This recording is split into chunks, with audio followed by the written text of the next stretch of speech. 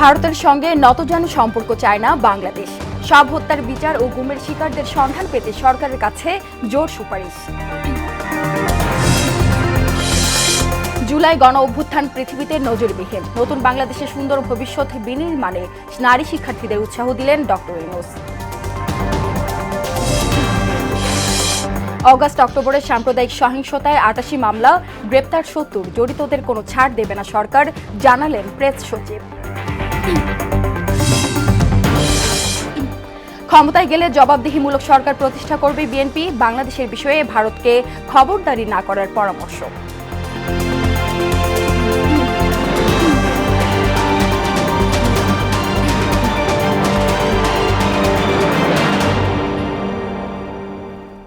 আসসালামু আলাইকুম, সবাইকে মোহনা সংবাদে স্বাগত। শুনছিলেন শিরোনাম, সঙ্গে আছি সুরাইয়া শুভ্রা। এবার বিস্তারিত।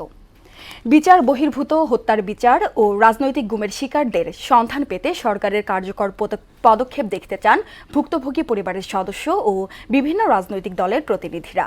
এ সময় তারা বলেন, ভারতের সঙ্গে আর কোনো নতজানু সম্পর্ক নয়, এখন থেকে কথা হবে চোখে চোখ রেখে। শেখ হাসিনাকে দেশে ফিরিয়ে এনে বিচারের মুখোমুখি করার দাবিও জানান তারা। শামীমুজ্জামান চৌধুরীর প্রতিবেদন। গুম হয়ে যাওয়া স্বজনরাও যেন ফিরে আসে, বিচার হয় সব রাজনৈতিক হত্যার, এই মোনাজাতে শুরু হয় গুম, খুন ও বিচার বহির্ভূত হত্যার শিকার পরিবারের সংগঠন মায়ের ডাকের ব্যতিক্রমেই এই গণজামায়াত।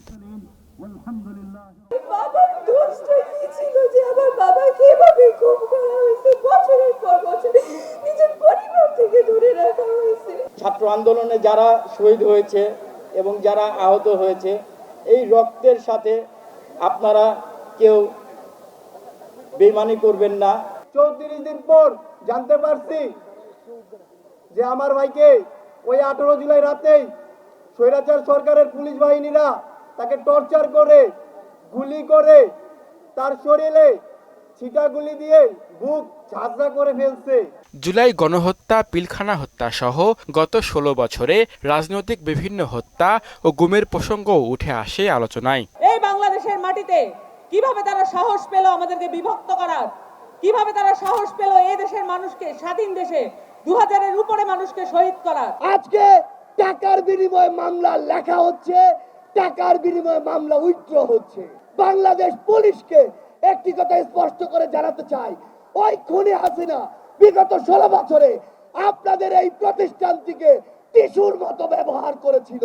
আওয়ামী লীগের বিচার নিশ্চিতের পূর্বে তাদেরকে যদি আপনারা রাজনীতির ময়দানে ফিরিয়ে আনতে চান, তাহলে এই আহতদের রক্তের উপরে পা দিয়ে আপনারা তাদেরকে বাঁচিয়ে আনতে হবে। গণজামায়াতে অংশ নেন অধিকাংশ রাজনৈতিক দলের নেতারা, আন্তর্জাতিক সংস্থা ও বিদেশি দূতাবাস, সরকারের প্রতিনিধিরা। আলোচনার মূলেই ছিল ভারত বিতর্ক ও শেখ হাসিনার বিচার।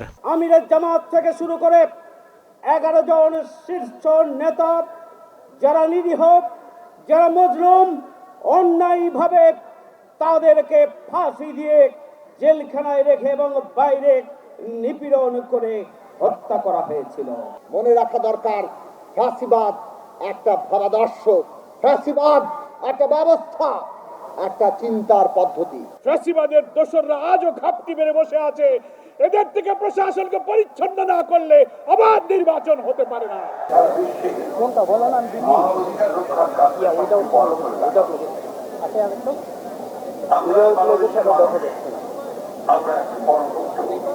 বক্তারা বলেন, ভারতের সঙ্গে আর কোনো নতজানু সম্পর্ক নয়, এখন থেকে কথা হবে চোখে চোখ রেখে।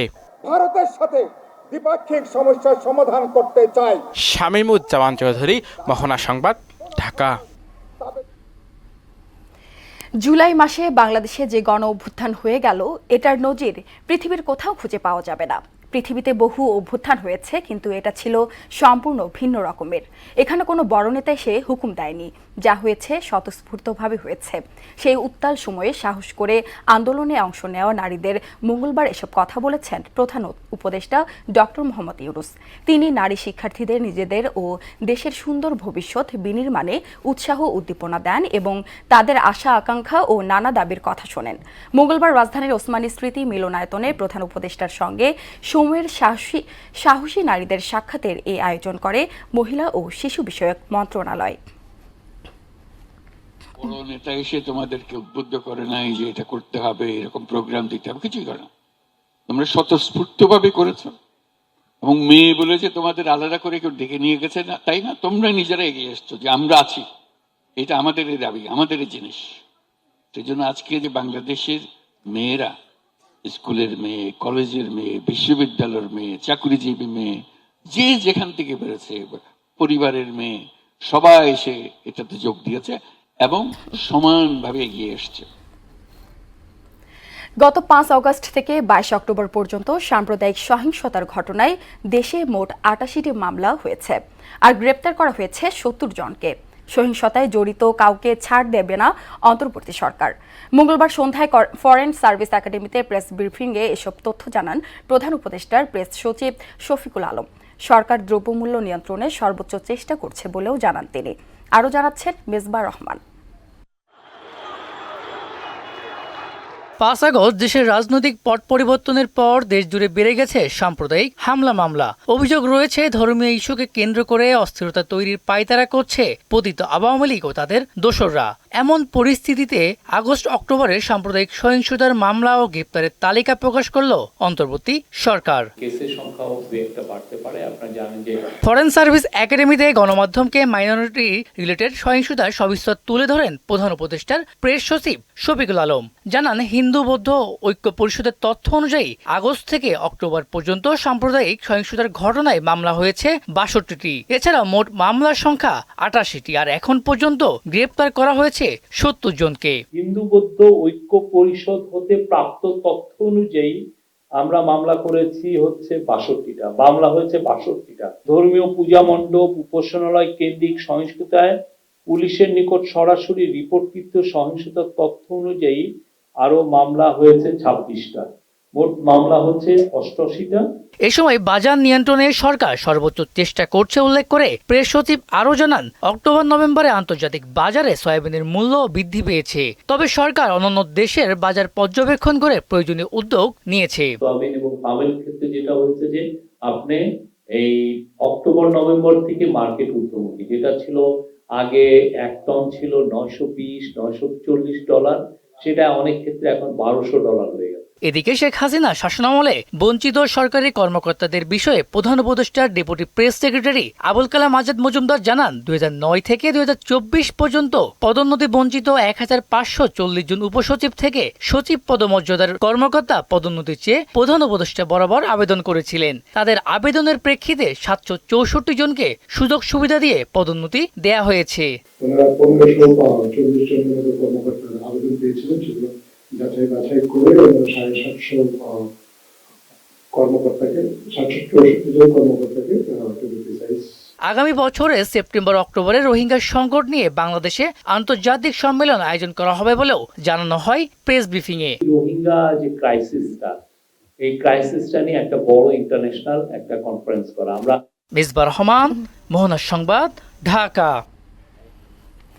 আগামীতে বিএনপি ক্ষমতায় গেলে জনগণের জন্য জবাবদিহিমূলক সরকার প্রতিষ্ঠা করবে বলে জানিয়েছেন বিএনপির ভারপ্রাপ্ত চেয়ারম্যান তারেক রহমান।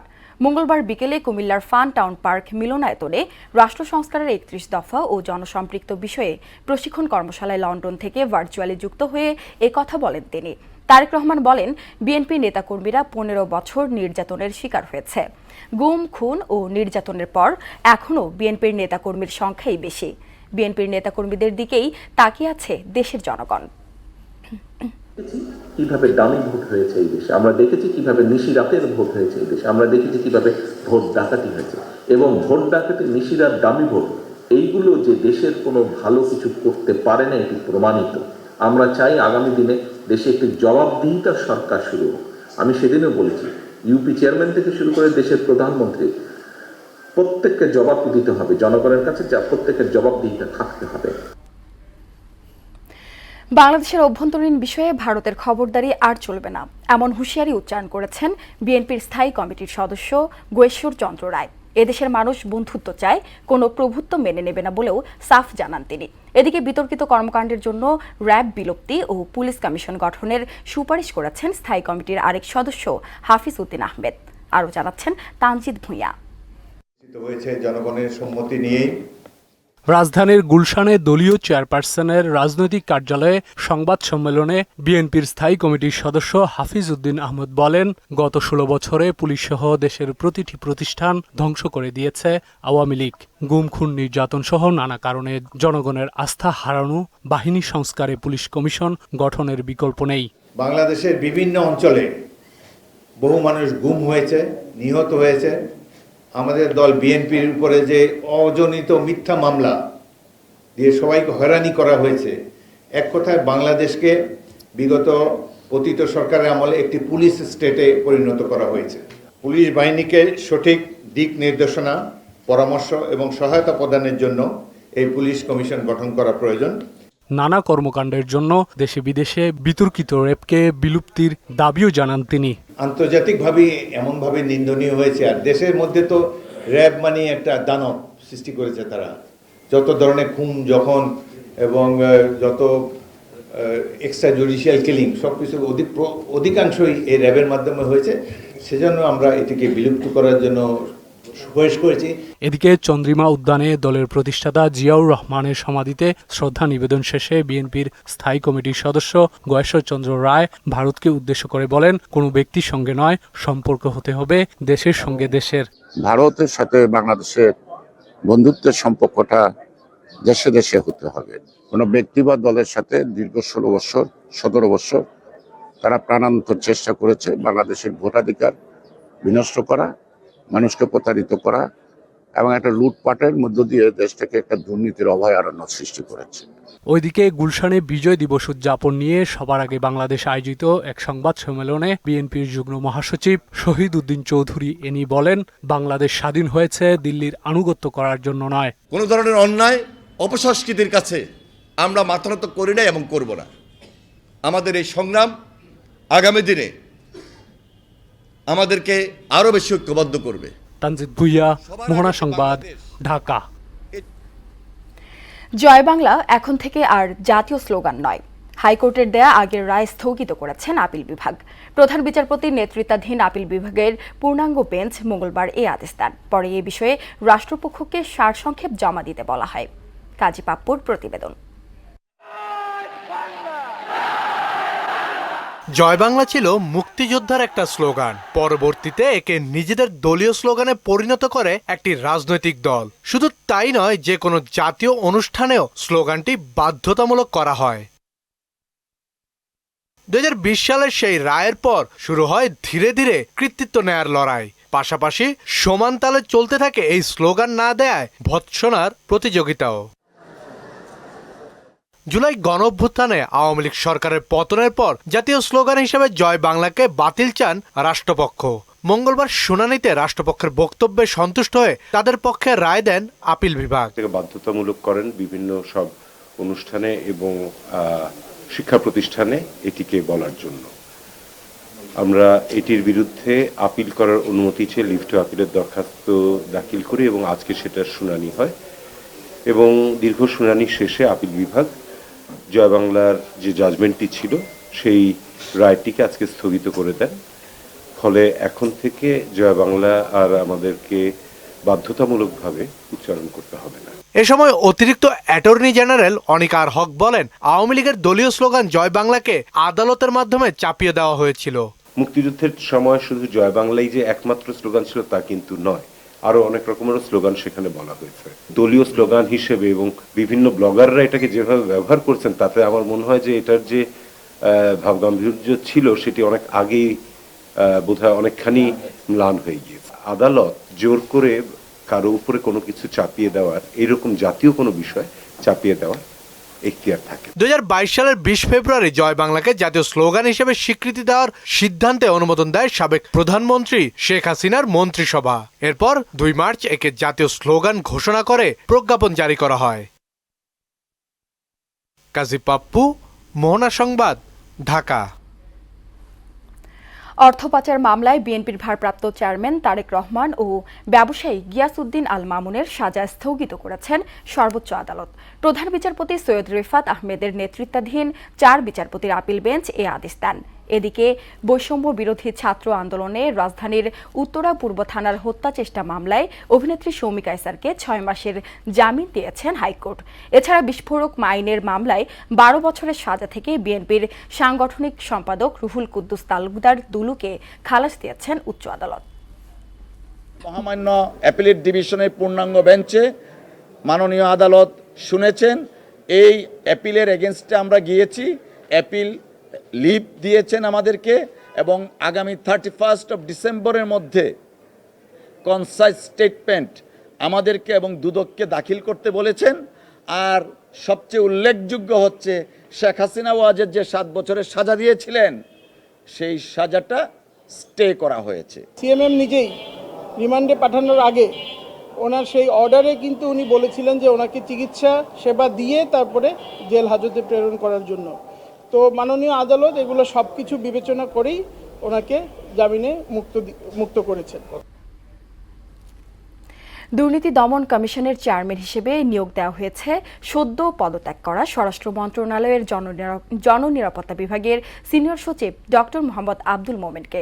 কমিশনার হিসেবে তার সঙ্গী হয়েছেন অবসরপ্রাপ্ত জেলা ও দায়রা জজ মিয়া মোহাম্মদ আলী আকবর আজিজি ও অবসরপ্রাপ্ত ব্রিগেডিয়ার জেনারেল হাফিজ আহসান ফরিদ। মঙ্গলবার মন্ত্রী পরিষদ সচিব ডক্টর শেখ আব্দুর রশিদের সই করা এক প্রজ্ঞাপন থেকে এ তথ্য জানা গেছে। সরবরাহ স্বাভাবিক রাখার বাস্তবতা মেনেই বোতলজাত সয়াবিন তেলের দাম বাড়ানো হয়েছে বলে জানিয়েছেন বাণিজ্য উপদেষ্টা শেখ বশির উদ্দিন। রমজানের নিত্যপণ্যের দাম সহনীয় রাখতে আগেভাবে প্রস্তুতি নেয়ার কথাও জানান তিনি। আর বাজার নিয়ন্ত্রণে অন্তর্বর্তী সরকারের নেওয়া উদ্যোগগুলোকে তুলে ধরেন প্রধান উপদেষ্টার প্রেস সচিব। মঙ্গলবার ইআরএফ প্রাণ মিডিয়া অ্যাওয়ার্ড প্রদান অনুষ্ঠানে তারা এসব কথা বলেন।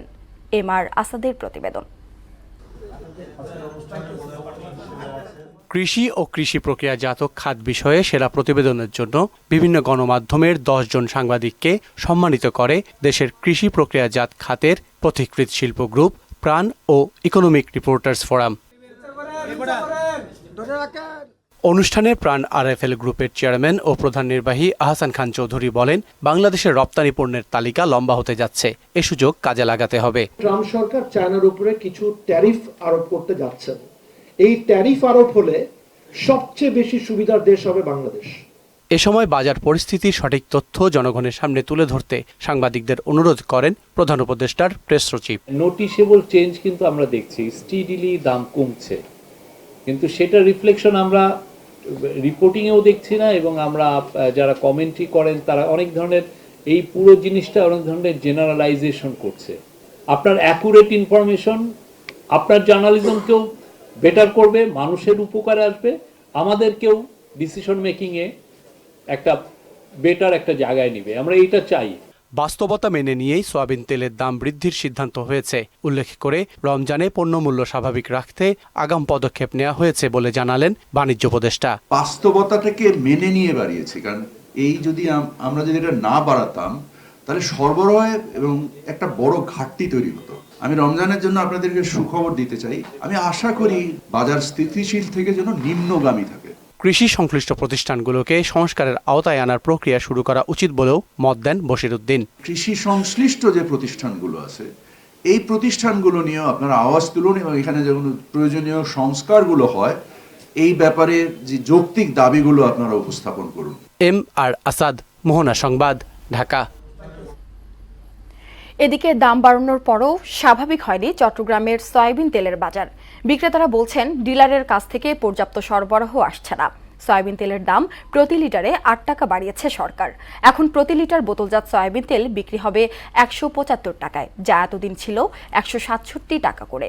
আর প্রতি লিটার খোলা সয়াবিন তেলের দাম 149 টাকা থেকে বেড়ে দাঁড়াবে 157 টাকায়। খোলা পাম তেলের লিটারও 149 টাকা থেকে বাড়িয়ে 157 টাকা করা হয়েছে।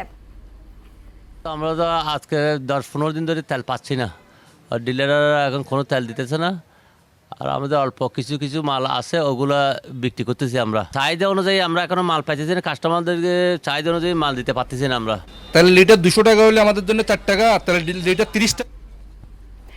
দেশে এখন মোট নদ নদীর সংখ্যা 1156টি। নদী দখল ও দূষণমুক্ত করতে বহুমুখী উদ্যোগ নিয়েছে অন্তর্বর্তী সরকার। এ তথ্য জানিয়েছেন পানি সম্পদ উপদেষ্টা সৈয়দা রিজওয়ানা হাসান এবং নৌ পরিবহন উপদেষ্টা শাখাওয়াত হোসেন। মঙ্গলবার পানি ভবনে নদ নদীর সংখ্যা নির্ধারণ বিষয়ক সেমিনারে এসব তথ্য জানানো হয়। আরও জানাচ্ছেন মনিরুল ইসলাম। কথা কাজে মিল না থাকায় স্বাধীনতার 53 বছরেও দেশের নদীর সঠিক তালিকা করতে পারেনি কোনো সরকার। নদী গবেষণা ইনস্টিটিউট ও নদী কমিশন তালিকা করলেও তাতে রয়েছে তথ্যগত বিভ্রাট। তবে দেরিতে হলেও দেশের নদ নদীর খসড়া তালিকা প্রকাশ করেছে পানি সম্পদ মন্ত্রণালয়। গণ অভ্যুত্থানে আওয়ামী লীগ সরকার পতনের 1 মাস পর দেশের নদ নদীর প্রকৃত সংখ্যা নির্ধারণে কাজ শুরু করে অন্তর্বর্তী সরকার। নির্ভুল ও গ্রহণযোগ্য তালিকা করতে 2 মাস সময় বেঁধে দেন উপদেষ্টা সৈয়দা রিজওয়ানা হাসান। প্রাথমিকভাবে 1156টি নদীর খসড়া তালিকা প্রকাশ করা হয়। নৌ পরিবহন উপদেষ্টা বলেন, কেবল দখলমুক্ত নয়, নদী দূষণমুক্ত করাও জরুরি। এই শীতেই বুড়িগঙ্গা পরিষ্কারের উদ্যোগ নেওয়ার কথাও জানান তিনি। বুড়িগঙ্গাতে এখন কোনো মাছ নেই, একটু পুঁটি মাছও পাওয়া যায় না। এখন সাকার ফিশ বলে একটা মাছ ওইটা আছে। তার কারণ হচ্ছে আমরা ইটিপির কথা বলছি, ইটিপি লাগাবে, ড্রেনগুলো পাকা করে বন্ধ করে দেন এবং আমরা ওই ফোর্স করতে তুমি হয় ইটিপি ইউজ করো অথবা ফ্যাক্টরি বন্ধ করে দাও। পানি সম্পদ উপদেষ্টা বলেন, রাজধানীর 21টি খাল দখল ও দূষণমুক্ত করে একটা ব্লু নেটওয়ার্ক তৈরির কাজ চলছে। মোট 21টি খালকে আমরা দখল এবং দূষণমুক্ত করে একটা ব্লু নেটওয়ার্ক করার পরিকল্পনা প্রায় চূড়ান্ত করে এনেছি এবং এটা কেবল দখল এবং দূষণমুক্ত করছি একটা প্রকল্পের অধীনে তা না, এটা ব্যয় সাশ্রয়ী ভাবে আমরা করার চেষ্টা করছি। রিজওয়ানা হাসান বলেন, নদ নদী, হাওর বাওর আর খাল বিলের তালিকা চূড়ান্ত করার পরেই দখল আর দূষণ দূর করতে উদ্যোগী হবে সরকার। আমরা কিন্তু হাওরের তালিকাটা চূড়ান্ত করে ফেলেছি, আমরা বিলেরও একটা তালিকা চূড়ান্ত করে ফেলেছি। এর পরবর্তী কাজ আমাদের হওয়া উচিত খালের তালিকা চূড়ান্ত করা। নদীকে দখল এবং দূষণমুক্ত করতে হবে। জেলা প্রশাসন তো অনেকদিন এই প্রক্রিয়ার মধ্যেই নিজেকে সম্পৃক্ত করেনি। যেই তালিকা আছে আমরা সেই তালিকা ধরে প্রক্রিয়াটা শুরু করি। নদীর খসড়া তালিকা যাচাই বাছাইয়ে 3 মাসের সময় দেয়া হয়েছে। তথ্যগত ত্রুটি বিচ্যুতি সংশোধন করার পরেই বাংলাবর্ষের প্রথম দিনেই চূড়ান্ত তালিকা প্রকাশ হবে। মনিরুল ইসলাম, মোহনা সংবাদ, ঢাকা। কোনোভাবেই হাওরকে ধ্বংস হতে দেওয়া যাবে না। হাওরের প্রাণ প্রকৃতি রক্ষায় যা করণীয় তা করা হবে, জানিয়েছেন মৎস্য ও প্রাণী সম্পদ উপদেষ্টা ফরিদা আক্তার। মঙ্গলবার রাজধানীর সিরডাব মিলনায়তনে অনুষ্ঠিত জাতীয় হাওর সংলাপ 2024-এ তিনি আরও বলেন, জনস্বার্থ ও পরিবেশের বিষয়টি উপেক্ষা করে ইটনা মিঠামইন সড়কটি নির্মাণ করা হয়েছে, যা পরিবেশ বিপর্যয়ের সৃষ্টি করছে। বক্তারা এ সময় হাওরের প্রাণ প্রকৃতি, পরিবেশ, জীবন জীবিকা, অর্থনীতি, সংস্কৃতি ও মানবাধিকার সুরক্ষার আহ্বান জানান। মনে করি ইজারা অবিলম্বে বন্ধ হওয়া উচিত। মানুষের জীবন জীবিকা নষ্ট করে ইজারা দেওয়ার কোনো অধিকার নাই। ইটনা মিঠামইনের যে জায়গাগুলোকে ভেঙে একটু ঠিক করতে হবে, আমাদের ইটনা মিঠামইনের সে সরল মনের কাজ রাখার কোনো দরকার নেই। আমরা এটা অবশ্যই বদলাবো। বিজয়ের মাস ডিসেম্বর প্রসঙ্গ।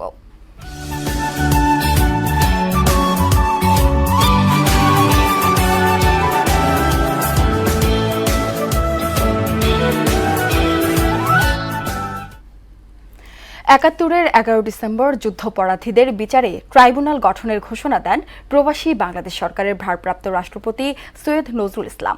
অন্যদিকে আমেরিকার পক্ষ থেকে বলা হয়, জাতিসংঘ উত্থাপিত যুদ্ধবিরতির প্রস্তাব মেনে নেয়া ভারত পাকিস্তান উভয়ের জন্যই মঙ্গলজনক। একাত্তরের ঘটনাবহুল 11 ডিসেম্বরের খানিকটা জানাচ্ছেন ইশতিয়াক হোসেন। স্বাধীনতা যুদ্ধের এই দিন খুলনা যশোর সড়ক, বগুড়া রংপুর মহাসড়ক, চট্টগ্রামের ফটিকছড়ি, ময়মনসিংহের হালুয়াঘাট, ব্রাহ্মণবাড়িয়ার আশুগঞ্জ ও কুমিল্লা সেনানিবাসে মুক্তিবাহিনীর সঙ্গে লড়াইয়ে টিকতে না পেরে পাক হানাদাররা পালিয়ে যায়। অন্যদিকে ঢাকায় তেজগাঁও বিমানবন্দরে পাকিস্তান সেনাবাহিনীর পূর্বাঞ্চলীয় কমান্ডার লেফটেন্যান্ট জেনারেল আমির আবদুল্লাহ নিয়াজি বলেন, কোনোভাবেই শত্রুকে কাছে ঘেঁষতে দেওয়া যাবে না। এখন সামনে একটাই লক্ষ্য, জয় নিশ্চিত করা।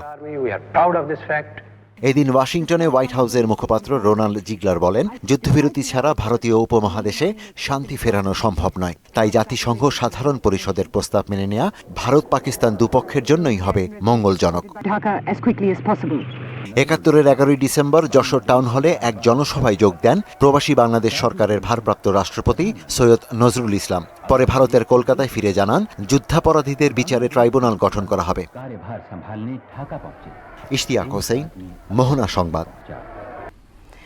বাংলাদেশ জামায়াতে ইসলামীর কেন্দ্রীয় কার্যালয়ে দলের আমির ডাক্তার শফিকুর রহমানের সাথে সৌজন্য সাক্ষাৎ করেছেন ঢাকাস্থ ইরানের রাষ্ট্রদূত মানসুর চাভুসি।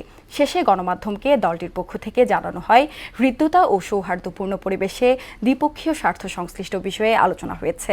মুসলিম দেশের উন্নতি, অগ্রগতি ও উন্নয়নের ধারা এবং বন্ধুত্বপূর্ণ সম্পর্ক আগামী দিনে আরও জোরদার হবে বলে আশা করছে দুই দেশ। বাংলাদেশের বাণিজ্যে আরও সমৃদ্ধ কীভাবে হতে পারে, কোন কোন এরিয়ায় বেশি বাণিজ্য হতে পারে সে ব্যাপারে আলোচনা করেছেন এবং সারা মুসলিম বিশ্বের যে সমস্ত জায়গায় নানা ধরনের সমস্যা হচ্ছে, ঐক্যবদ্ধভাবে এই সমস্ত সমস্যা কীভাবে মোকাবেলা করা যায় সেই বিষয়েও আমাদের সাথে আলোচনা হয়েছে। উনি বাংলাদেশ জামাত ইসলামের একটি প্রতিনিধি দলকে ইরান সফরের জন্য আমন্ত্রণ জানিয়েছেন। রাষ্ট্রীয় প্রতিষ্ঠানগুলো থেকে আওয়ামী দোসরদের অপসারণ করতে অন্তর্বর্তী সরকারের প্রতি আহ্বান জানিয়েছেন ঢাকা মহানগর উত্তর বিএনপির আহ্বায়ক ও দলটির ক্রীড়া বিষয়ক সম্পাদক আমিরুল হক। বিচার বিভাগ এখন স্বাধীনভাবে কাজ করার কারণে খালেদা জিয়া ও তারেক রহমান মামলা থেকে মুক্ত হচ্ছেন বলেও জানান তিনি। মঙ্গলবার রাজধানীর পল্লবীতে এক জনসভায় আমিনুল এসব কথা বলেন। আরও জানাচ্ছেন হুমায়ুন কবির। মাদক, সন্ত্রাস, চাঁদাবাজ ও পতিত স্বৈরাচারের দেশ বিরোধী ষড়যন্ত্রের বিরুদ্ধে এই জনসভার আয়োজন করে পল্লবী থানা বিএনপি। ঢাকা মহানগর উত্তর বিএনপিকে সুসংগঠিত করার ক্ষেত্রে আমিনুল হকের অবদান তুলে ধরে যে কোনো সন্ত্রাস ও নৈরাজ্যের বিরুদ্ধে প্রতিরোধ গড়ে তোলার প্রত্যয় জানান দলটির নেতারা। সুশৃঙ্খল সুন্দর একটি ঢাকা 16 আসন তথা পল্লবী থানা বিএনপি এবং সকল অঙ্গ সংগঠন উপহার দিতে পারেন, তাহলে আমিনুল হকের ভাবমূর্তি আরো উজ্জ্বল হবে। সারা বাংলাদেশের জাতীয়বাদী শক্তিকে ঐক্যবদ্ধ করে আগামী দিনে তারেক রহমানের নেতৃত্বে বাংলাদেশে আবারও বিএনপি সরকার গঠন করে এদেশের মানুষের ভাগ্যের পরিবর্তন করতে হবে। ভয়াবহ রাজনৈতিক দূরদর্শিতা, সততা, আদর্শ, কর্ম দিয়ে শুধু ঢাকা মহানগর নয়, ঢাকা মহানগরকে ছাড়িয়ে সমগ্র বাংলাদেশে তার নামটিকে প্রতিষ্ঠিত করতে পেরেছেন। এই সময় ঢাকা মহানগর উত্তর বিএনপির আহ্বায়ক আমিনুল হক সন্ত্রাস, নৈরাজ্য, চাঁদাবাজি থেকে দূরে থাকতে নেতাকর্মীদের প্রতি আহ্বান জানান। আমাদের মাদকের বিরুদ্ধে জিরো টলারেন্স দেখাতে হবে, লুটতরাজ, দখলদারি থেকে দূরে থাকতে হবে এবং সর্বোপরি যে সবচেয়ে উল্লেখযোগ্য বিষয়, চাঁদাবাজি বন্ধ করতে হবে। আওয়ামী লীগের কাউকে বিএনপিতে অনুপ্রবেশের চেষ্টা করলে তার বিরুদ্ধে সাংগঠনিক ও আইনগত ব্যবস্থা নেওয়ার হুঁশিয়ারিও দেন আমিনুল হক। আওয়ামী লীগ বিভিন্নভাবে আমাদেরই কিছু নেতাদের, কিছু কর্মীদের হাত ধরে অনুপ্রবেশ করার চেষ্টা করছে।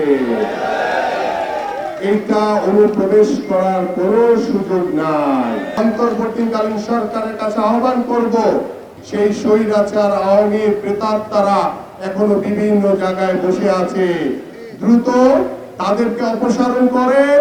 সুন্দর বাংলাদেশ গড়ে তুলতে সবার সহযোগিতা চান বিএনপির এই জনপ্রিয় নেতা। একটি সুন্দর বাংলাদেশ গড়ার লক্ষ্য নিয়ে, একটি সুন্দর সমাজ গড়ার লক্ষ্য নিয়ে। হুমায়ুন কবির, মোহনা সংবাদ, ঢাকা। নওগাঁর মান্দায় যাত্রীবাহী বাস ও মোটরসাইকেলের সংঘর্ষে 3 জন নিহত হয়েছেন, আহত হয়েছেন আরও 2 জন। মঙ্গলবার জেলার চৌবাড়িয়া আঞ্চলিক মহাসড়কের বাঁকাপুরে এই দুর্ঘটনা ঘটে। নিহতরা হলেন মহাদেবপুর উপজেলার শাকিল, জমশেদ ও আনারুল হোসেন। মান্দা থানার অফিসার ইনচার্জ মনসুর রহমান জানান, ফায়ার সার্ভিসের সহযোগিতায় মরদেহ উদ্ধার করা হয়েছে। আইনি প্রক্রিয়া শেষে পরিবারের কাছে হস্তান্তর করা হবে। বাংলাদেশের সমুদ্র সীমা থেকে 2টি মাছ ধরার ট্রলার ধরে নিয়ে গেছে ভারতীয় কোস্টগার্ড। এফবি মেঘনা 5 ও এফবি লাইলা 2 নামের ট্রলার দুটিতে মোট 79 জন নাবিক ও জেলে ছিল। এই ঘটনায় ট্রলারের মালিক প্রতিষ্ঠান সামুদ্রিক মৎস্য দপ্তর চট্টগ্রাম অফিসে চিঠি দিয়ে সহযোগিতার অনুরোধ জানিয়েছে। নাবিকসহ ট্রলার দুটি উদ্ধারে পদক্ষেপ নিয়েছে নৌপরিবহন অধিদপ্তর।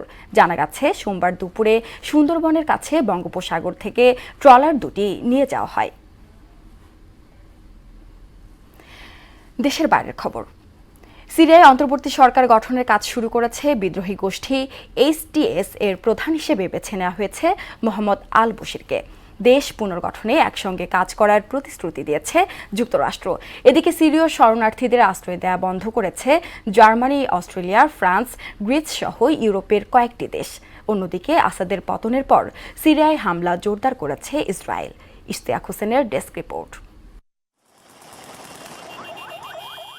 বিদ্রোহী গোষ্ঠী হায়াত তাহরির আল শাম HTS এর নেতৃত্বে অন্তর্বর্তী সরকার গঠনের কাজ শুরু হয়েছে সিরিয়ায়। এই সরকারের প্রধান হিসেবে বেছে নেওয়া হয়েছে মোহাম্মদ আল বশিরকে। সাবেক প্রধানমন্ত্রী মোহাম্মদ জালালির সঙ্গে বৈঠক শেষে একথা জানিয়েছেন HTS প্রধান আবু মোহাম্মদ আল জোলানি। এদিকে সরকার পুনর্গঠনে একসঙ্গে কাজ করার প্রতিশ্রুতি দিয়েছেন মার্কিন প্রেসিডেন্ট জো বাইডেন। সোমবার এক প্রতিবেদনে ওয়াশিংটন পোস্ট এ তথ্য জানিয়েছে।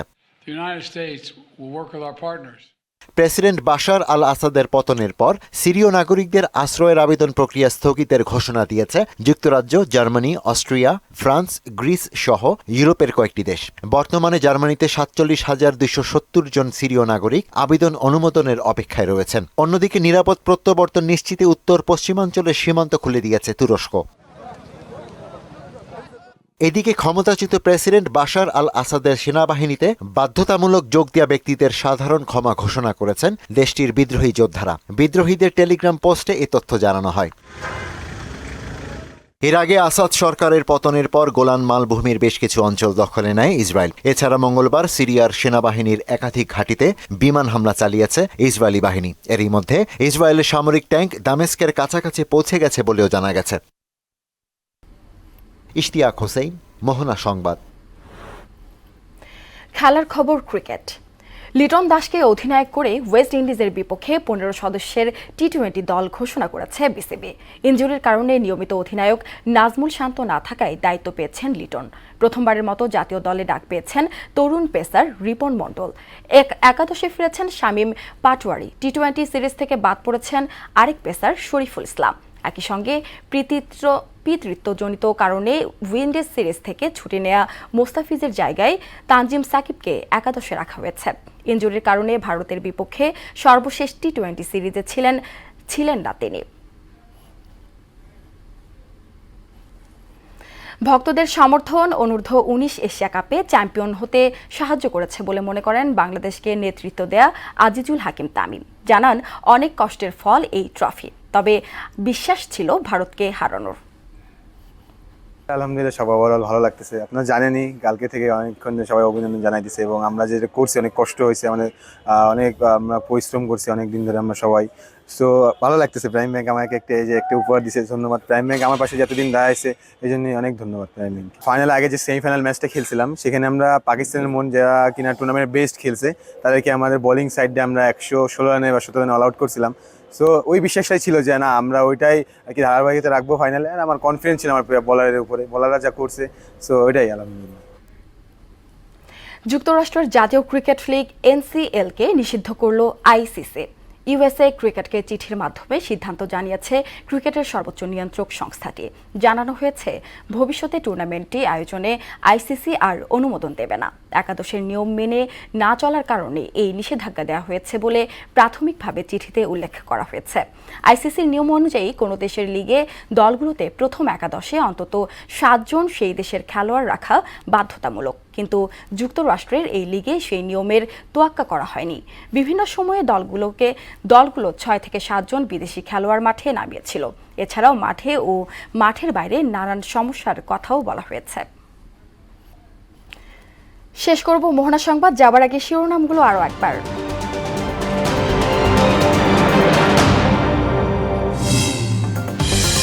ভারতের সঙ্গে নতজানু সম্পর্ক চায় না বাংলাদেশ। সব হত্যার বিচার ও গুমের শিকারদের সন্ধান পেতে সরকারের কাছে জোর সুপারিশ। জুলাই গণ অভ্যুত্থান পৃথিবীতে নজিরবিহীন, নতুন বাংলাদেশের সুন্দর ভবিষ্যৎ বিনির্মাণে নারী শিক্ষার্থীদের উৎসাহ দিলেন ডক্টর ইউনূস। অগাস্ট-অক্টোবরে সাম্প্রদায়িক সহিংসতায় 88 মামলা, গ্রেপ্তার 70। জড়িতদের কোনো ছাড় দেবে না সরকার, জানালেন প্রেস সচিব। এবং ক্ষমতায় গেলে জবাবদিহিমূলক সরকার প্রতিষ্ঠা করবে বিএনপি, বাংলাদেশের বিষয়ে ভারতকে খবরদারি না করার পরামর্শ।